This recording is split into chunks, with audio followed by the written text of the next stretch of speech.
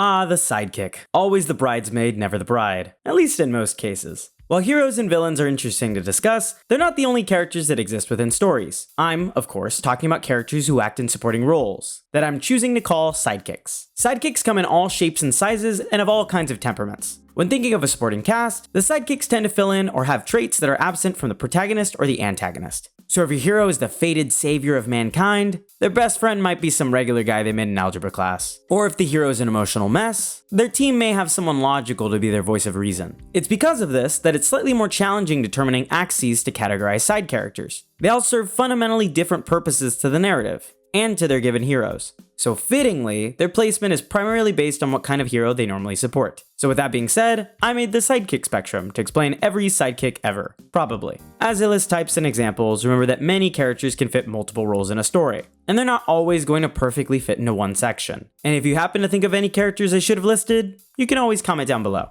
Starting in the top right corner, we have the heart. The heart is the emotional center of a given group. They're sensitive and caring and tend to think with their emotions. When it comes to conflict, they'd much rather talk things out than to throw hands. This does leave them to be perceived as weak, even if they aren't necessarily so. Additionally, this can be filled in by the token love interest, but not always. This character doesn't have to be temperamental, and they can show that there's a reason when we have both logic and emotion to guide our decisions. They fundamentally act as the core of what keeps the team together. Examples include Katara, Kyrie, and Robert E.O. Speedwagon. Next is the Lancer. This is a classic rival, or right hand to our hero. If they weren't in charge, this character is the first person you would think of to replace them as the leader. They act as a foil to the main character, either in terms of ability, personality, or some other key aspect that makes the hero who they are. This does leave Lancers in a strange position where they can only show so much power so that they can be respected, but not too much that you wonder why they don't just leave the hero's party, which in some cases this actually happens. Because the Lancer serves a purpose to challenge the hero,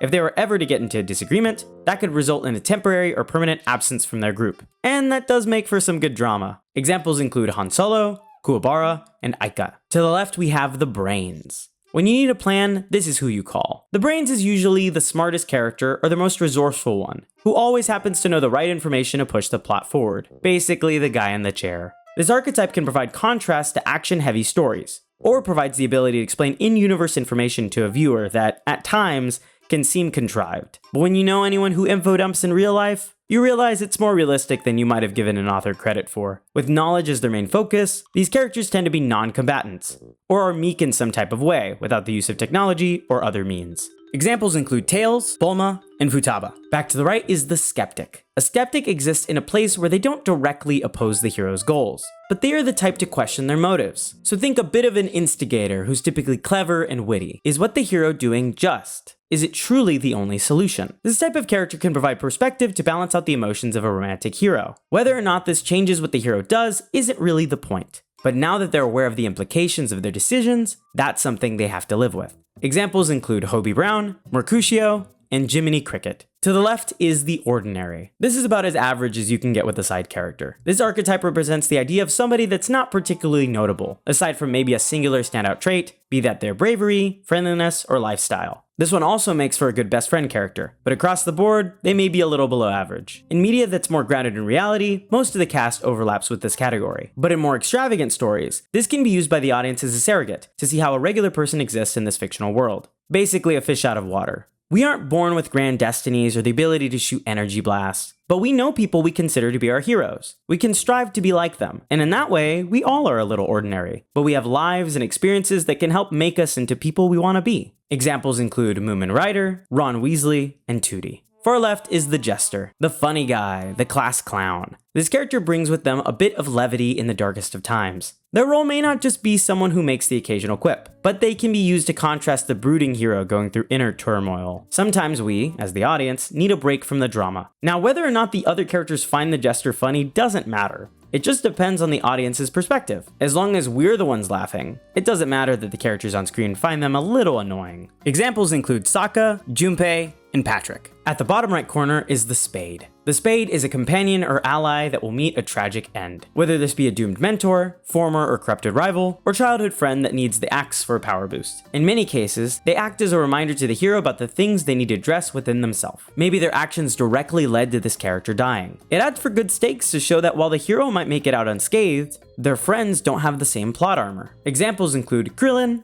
temporarily, Gwen Stacy, and Shigechi. To the left is the Squire. This is the devoted follower or youngest member of a group, though that might be an honorary membership. They idolize their older peers because they feel they have something to prove to them. This is where many stereotypical superhero sidekicks end up. Now, they don't always stay young and hopeful. Many stories play around with the idea of a corrupted squire. This is where we get fallen/anti-heroes whose ambition has been tainted by their negative experiences. These characters show the audience the process of development for a hero. When lacking the right guidance or following a false idol, their path and wonder will be lost. And wonder is something, even for us, that we should work to hold on to.